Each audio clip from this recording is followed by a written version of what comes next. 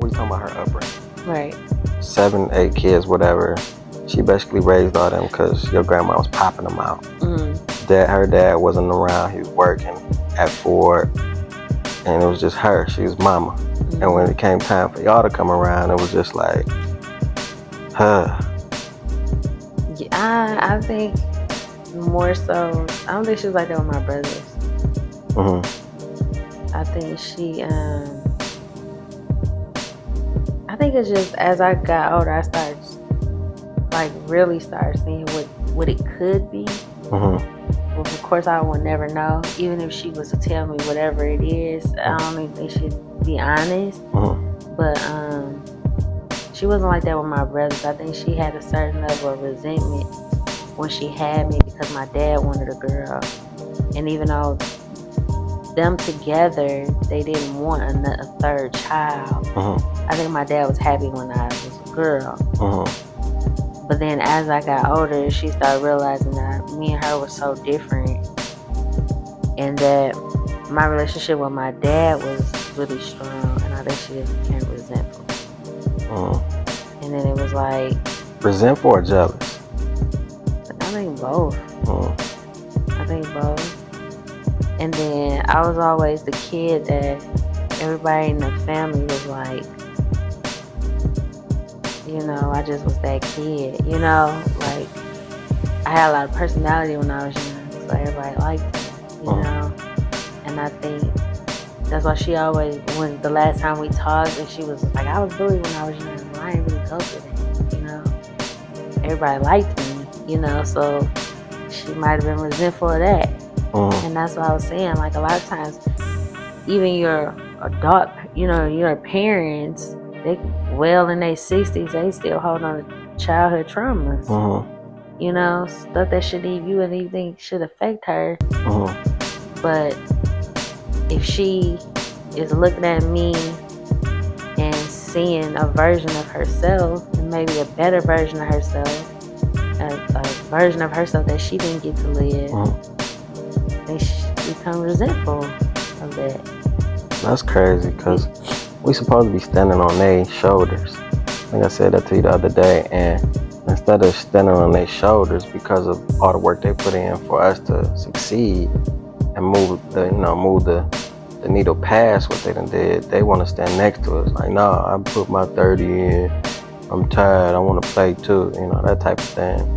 I think that generation kind of get that, caught in their head, and they start acting on that. But we on this whole mother tip now, because we can go on my whole situation too, but tonight your night. There were some things where we felt like you're bringing life into this world, and she just was unavailable to you, right? Can you talk about that a little bit, how that made you feel, becoming a mom and not having your mom to even support you or give you any type of guidance or anything like that?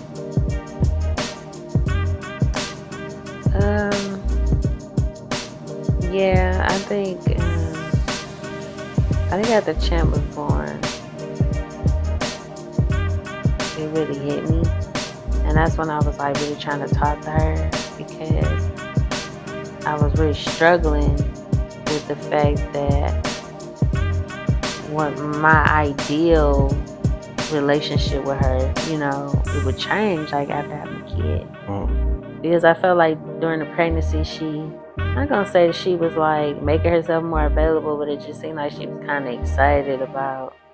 But now I realized it was a facade. It was really all for show. It really wasn't. It didn't really have nothing to do with our relationship getting, better, or her relationship with her grandson. It really had nothing to do with that. It was just more so like the facade, or what that relationship the attention it would bring to her for being a new grandma, not what that relationship would be with her grandchild, right, or with her daughter now. And then just the evolution of you stepping into this new phase of life. She wasn't as embraceful of that as I thought she would. And then it made me kind of regret even moving closer to her, you know. When we were having kids. Yeah. When we decided to have kids. Yeah. That was the whole thing. We wanted, the family to be a part of it, and it just didn't happen that way. And I think, people think you're stupid.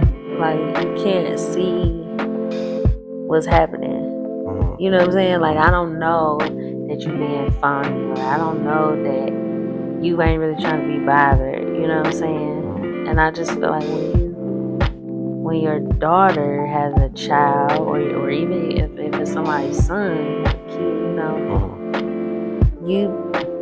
the fact that you really wouldn't want to be there is just, I don't comprehend it. I still don't, Yeah. But I think, like I told you the other day, I think that the relationship has more to do with between the parent and their offspring Mm-hmm. than the grandkid. And so it's like, I don't really care about that. You know what I'm saying? Because my relationship with you is not where it should be. But I just think that because our relationship is not strong, it was never going to be strong with the grandkids. And it was just always going to be a facade. So I think he has, I don't know, I just think I really struggled with that. What would you have liked to happen?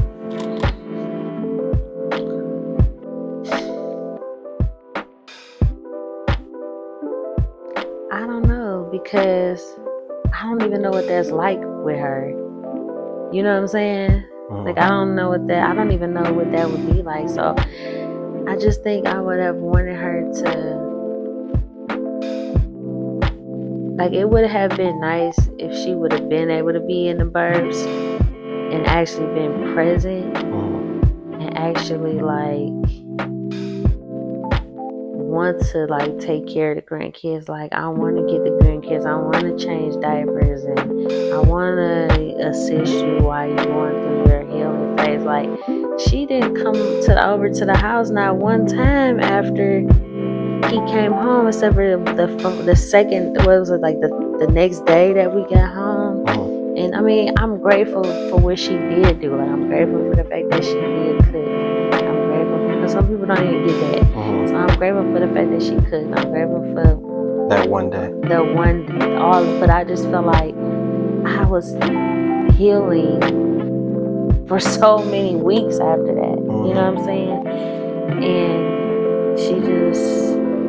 And it's not like she didn't know what it was to have a baby. You didn't come over, but maybe her mom didn't do that. You know what I'm saying? And so it's just like, I was doing what I know to do. Like, I didn't have that either. So why would I, you know what I'm saying? I don't know. I just feel like after you give birth, you need so much assistance. You know what I'm saying?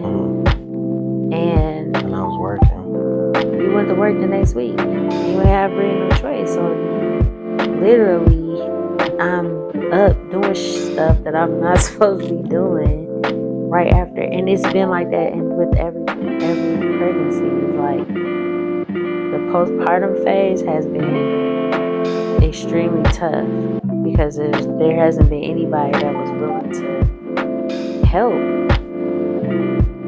You know, like, willing to be like, all right, you ain't gotta worry about nothing. Like, y'all ain't gotta worry about nothing. We gonna make sure you get the rest you need. We gonna make sure you get the meals is taken care of. And I know that people have their own lives and all of that, but I just feel like in our community, we don't prioritize aftercare. You know, like in other cultures, that is a huge thing where you dedicate time to that. You know what I mean? Like, and I just, even if obviously she had to still work, but even if you spent every weekend for the next month to just come over, you know what I'm saying? Even if she could have came over for one day and spent the whole Saturday, you know what I'm saying? Like, I'm spending the whole Saturday, every Saturday with you for the next month, because that's really all I got to make sure y'all straight. Make sure you get some rest. You gotta have that in you though, because that level of commitment could happen, like you said, if you really cared, if you really wanted to be there for your daughter, for her first child, her second child, if you can, her third, And honestly, like, I'm grateful that they was there for the second, but it was only because I had to go to the hospital. Oh, don't even get me on that. It's only because I had to go to the hospital, and I was in the hospital for a week after giving birth. 3 days after giving birth, 4 days after giving birth. So I had to go damn near rush to the hospital. And I mean, what was I, Talk about that, because that was something major too.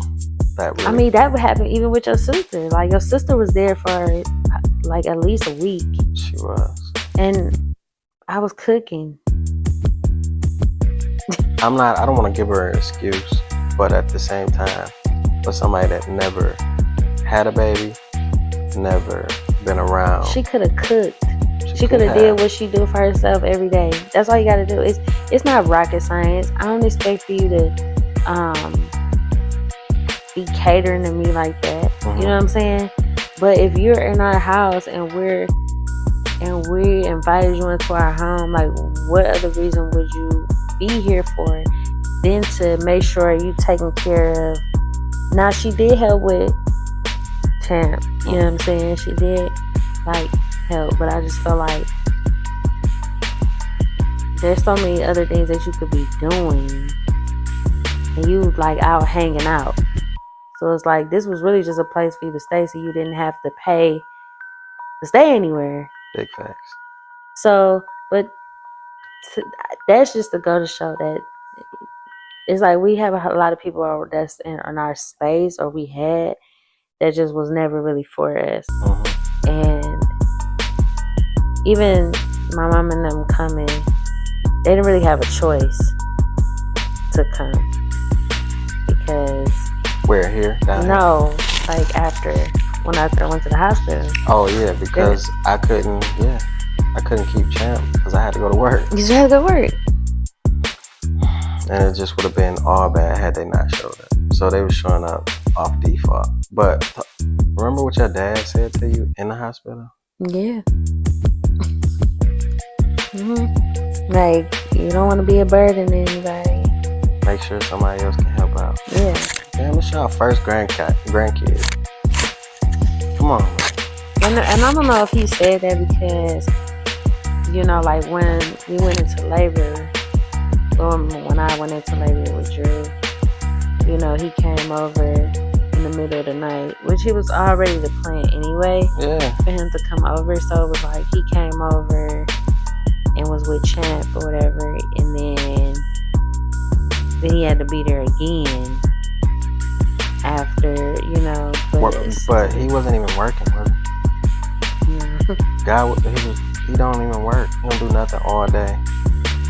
That's the thing that I'm talking about. Like, whatever trauma is there, whatever resentment, whatever issues that nobody want to talk about because they're there and you're acting on emotion that we don't know nothing about. That's what we got to get to. That's what we got to get to the bottom of, because that was very inconsiderate. He got 3 kids. You know what I'm saying? So you gotta know the level of urgency it was, or that we had when you had to go to the hospital. You know what I'm saying? Black women die after childbirth, and he's on the phone and while I could have died for sure. He's in, and because we couldn't get your blood pressure down. He's on the phone telling you not to be a burden. You don't know how. If we weren't recording, how many words I would have to say right now. But that's neither here nor there. And this is not even for him. This is your mama wound. Or wounds. Yeah. Yeah. But yeah, for her not to be there was something, because you look at like my cousin, in Texas, right? And how her sister-in-law came over and lived with them and still live with them. This is from a different culture though. Yeah, but I'm just touching on what you said, like how different cultures, they find a way to be there. No matter if it's instilled in them. That's something that has to be instilled in you. And to me, coming from like a religious and like a church upbringing, to me it would seem like that would be something that would be instilled. That would be something that was experienced. But because she don't open up and she don't talk about stuff, I would never really know how she felt. But it just always felt like it was a chore, not a, like, all right, I'm doing this just because like you need it, and I look bad if I don't do it. Not a desire to really want to do it. Like, I really want to help my daughter because she just gave birth, and it just always felt like a chore.